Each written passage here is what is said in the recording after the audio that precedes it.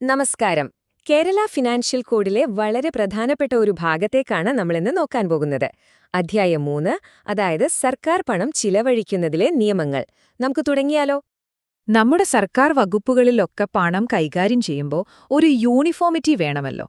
അതിനുവേണ്ടിയുള്ള ഒരു ചട്ടക്കൂടാണ് അല്ലെങ്കിൽ ഒരു റൂൾ ബുക്കാണ് ഈ കേരള ഫിനാൻഷ്യൽ കോഡ്. എല്ലാ ഇടപാടുകളിലും ഒരു കൃത്യതയും ഉത്തരവാദിത്വവുമൊക്കെ ഉറപ്പാക്കുക എന്നുള്ളതാണ് ഇതിന്റെ പ്രധാന ലക്ഷ്യം. അപ്പോ ഈ സർക്കാർ ഇടപാടുകളിലുണ്ടാവുന്ന കാലതാമസം അതെങ്ങനെ ഒഴിവാക്കാം? എങ്ങനെ ഒരു സാമ്പത്തിക അച്ചടക്കം കൊണ്ടുവരാം? ഇതെപ്പോഴും നമ്മൾ കേൾക്കുന്നൊരു ചോദ്യമാണല്ലേ? ഇതിനൊരു വ്യക്തമായ മറുപടി നമ്മുടെ കേരള ഫിനാൻഷ്യൽ കോഡിലുണ്ട്. അതെന്താണെന്ന് നമുക്ക് വിശദമായിട്ട് തന്നെ നോക്കാം. ഓക്കെ, അപ്പൊ നമുക്ക് തുടങ്ങാം. ആദ്യത്തെ ഭാഗം സർക്കാർ കരാറുകൾക്കുള്ള നിയമങ്ങൾ. ആർട്ടിക്കിൾ 51 പറയുന്നത് കോൺട്രാക്ട്സിനെ പറ്റിയാണ്, അതായത് സർക്കാർ കരാറുകൾ. ഇതിലെ ഏറ്റവും പ്രധാനപ്പെട്ട പോയിന്റ് എന്താണെന്ന് വെച്ചാൽ 5 വർഷത്തിൽ കൂടുതൽ നീണ്ടുനിൽക്കുന്ന ഏതൊരു കരാറിനും സർക്കാരിന്റെ ഒരു സ്പെഷ്യൽ സാങ്ഷൻ അല്ലെങ്കിൽ പ്രത്യേക അനുമതി വാങ്ങിയിരിക്കണം. ഇത് വളരെ പ്രധാനപ്പെട്ട ഒരു നിബന്ധനയാണ്. ശരി, കരാറൊക്കെ ഒപ്പിട്ടു, ഒരു സേവനം കൊടുത്തു, അല്ലെങ്കിൽ സാധനങ്ങൾ സപ്ലൈ ചെയ്തു. ഇനി അടുത്ത സ്റ്റെപ്പ് എന്താ? പണം കിട്ടണം. അപ്പോ ഈ പണത്തിനായുള്ള ക്ലെയിമുകളും അതിൽ വരുന്ന കുടിശ്ശികയും എങ്ങനെയാണ് കൈകാര്യം ചെയ്യേണ്ടത് എന്ന് നോക്കാം.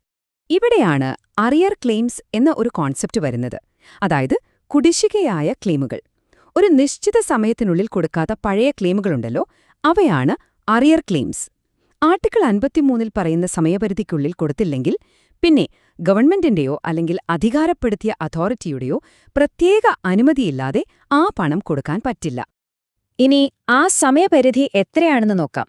അതാണ് ആർട്ടിക്കിൾ 53(a) പറയുന്നത്.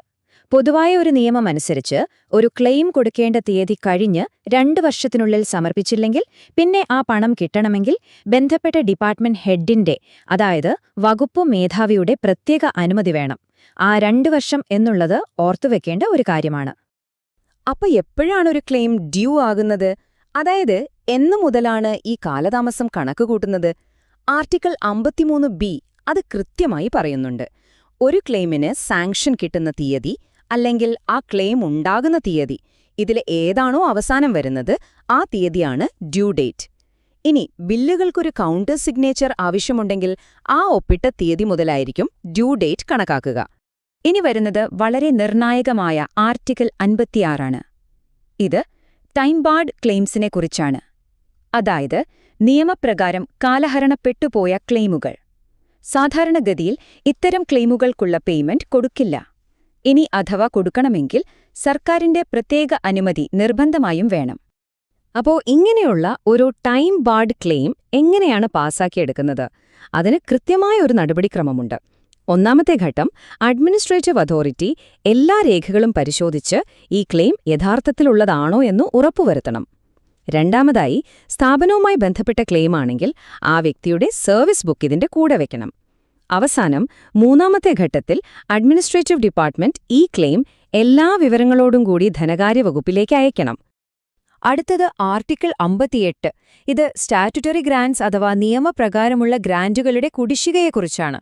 ഇത്തരം ഗ്രാന്റുകൾക്കുള്ള ക്ലെയിമുകൾ ഡ്യൂ ഡേറ്റ് കഴിഞ്ഞ് 3 വർഷത്തിനുള്ളിൽ സമർപ്പിച്ചില്ലെങ്കിൽ അക്കൗണ്ടന്റ് ജനറലിന് അത് പരിശോധിക്കാൻ പോലും സാധിക്കില്ല.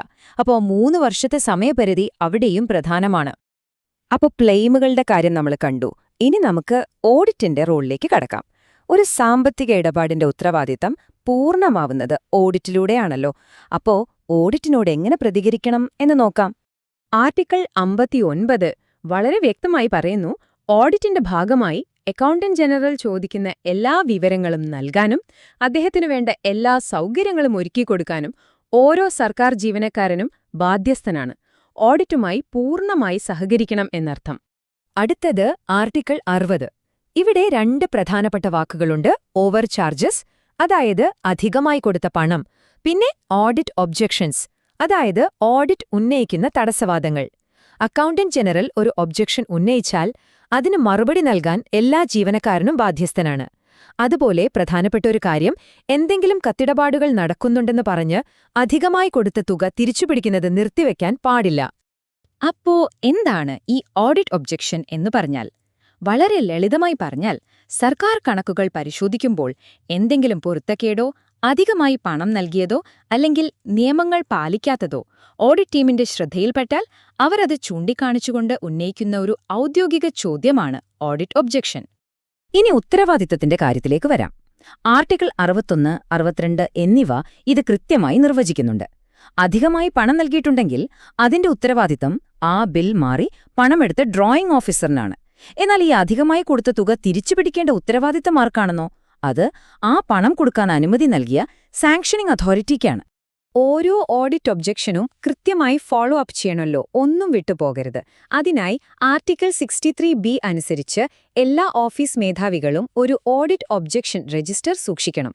ഒബ്ജക്ഷനുകൾ കിട്ടുന്നതും അതിന്മേൽ എന്ത് നടപടിയെടുത്തു എന്നതും അതെപ്പോൾ പരിഹരിച്ചു എന്നതുമെല്ലാം ഈ രജിസ്റ്ററിൽ കൃത്യമായി രേഖപ്പെടുത്തണം. ഇപ്പൊ സ്ക്രീനിൽ കാണുന്നത് അങ്ങനെയൊരു രജിസ്റ്ററിന്റെ ഒരു മാതൃകയാണ്. കണ്ടില്ലേ? ഓരോ ഒബ്ജക്ഷനും അതിന്റെ നമ്പരും വിഷയവും കിട്ടിയ തീയതിയും തുകയും ഇപ്പോഴത്തെ സ്റ്റാറ്റസും എല്ലാം ഇതിൽ വ്യക്തമായി രേഖപ്പെടുത്തിയിട്ടുണ്ട്. ഇത് കാര്യങ്ങൾ ട്രാക്ക് ചെയ്യാനും സുതാര്യമാക്കാനും ഒരുപാട് സഹായിക്കും. ഓക്കെ, നമ്മൾ അവസാന ഭാഗത്തേക്ക് കടക്കുകയാണ്. അതായത് പരിശോധനയ്ക്ക് ശേഷമുള്ള റിപ്പോർട്ടുകളും അതിന്മേലുള്ള നടപടികളും. ഒരു പരിശോധന കഴിഞ്ഞാൽ അക്കൗണ്ടന്റ് ജനറൽ ഒരു ഇൻസ്പെക്ഷൻ റിപ്പോർട്ട് തയ്യാറാക്കും. ഇത് സാധാരണയായി ആ ഓഫീസ് മേധാവിക്ക് തന്നെയാണ് അയക്കുന്നത്. എന്നാൽ എന്തെങ്കിലും ഗുരുതരമായ ക്രമക്കേടുകൾ കണ്ടെത്തിയാൽ അത് വകുപ്പ് മേധാവിയുടെയോ അല്ലെങ്കിൽ സർക്കാരിന്റെ തന്നെയോ ശ്രദ്ധയിൽപ്പെടുത്തും. അപ്പോ ഈ റിപ്പോർട്ട് കിട്ടിയാൽ എന്തു ചെയ്യണം? അതിനുള്ള ഉത്തരവാദിത്തം പൂർണ്ണമായും ആ ഓഫീസ് മേധാവിക്കാണ്. ആർട്ടിക്കിൾ 65, 66 എന്നിവയനുസരിച്ച് റിപ്പോർട്ട് കിട്ടി 1 മാസത്തിനുള്ളിൽ അതിൽ പറഞ്ഞിരിക്കുന്ന കാര്യങ്ങളിൽ എന്ത് നടപടിയെടുത്തു എന്ന് കാണിച്ച് ഒരു അന്തിമ മറുപടി അയച്ചിരിക്കണം. അപ്പം നമ്മൾ കണ്ടതുപോലെ സർക്കാർ പണം കൈകാര്യം ചെയ്യുന്നതുമായി ബന്ധപ്പെട്ട് എല്ലാ ജീവനക്കാരും ഈ കോഡിലെ നിയമങ്ങൾ പാലിക്കണമെന്ന് 1-ാം ആർട്ടിക്കിളിൽ തന്നെ പറയുന്നുണ്ട്. കരാറുകൾ മുതൽ ക്ലെയിമുകൾ, ഓഡിറ്റ്, റിപ്പോർട്ടുകൾ വരെ നീളുന്ന ഈ നിയമങ്ങളെല്ലാം ഒരുമിച്ചു ചേർന്ന് സാമ്പത്തിക ഉത്തരവാദിത്തം ഉറപ്പാക്കുന്ന ഒരു ശക്തമായ സംവിധാനമായി പ്രവർത്തിക്കുന്നു. അപ്പോ എങ്ങനെയാണ് ഈ നിയമങ്ങൾ നമ്മുടെ പൊതുഖജനാവ് സംരക്ഷിക്കുന്നത്? ഓരോ രൂപ ചിലവഴിക്കുന്നതിനും കൃത്യമായ അനുമതിയും രേഖകളും ഓഡിറ്റുമുണ്ടെന്ന് ഉറപ്പുവരുത്തുന്നതിലൂടെ നമ്മുടെ പൊതുപണം സുരക്ഷിതമാകുന്നു. ഇത് സർക്കാർ പ്രവർത്തനങ്ങളെ കൂടുതൽ കാര്യക്ഷമവും സുതാര്യവുമാക്കുക മാത്രമല്ല, ജനങ്ങൾക്ക് ഭരണത്തിലുള്ള വിശ്വാസം വർദ്ധിപ്പിക്കുകയും ചെയ്യുന്നു.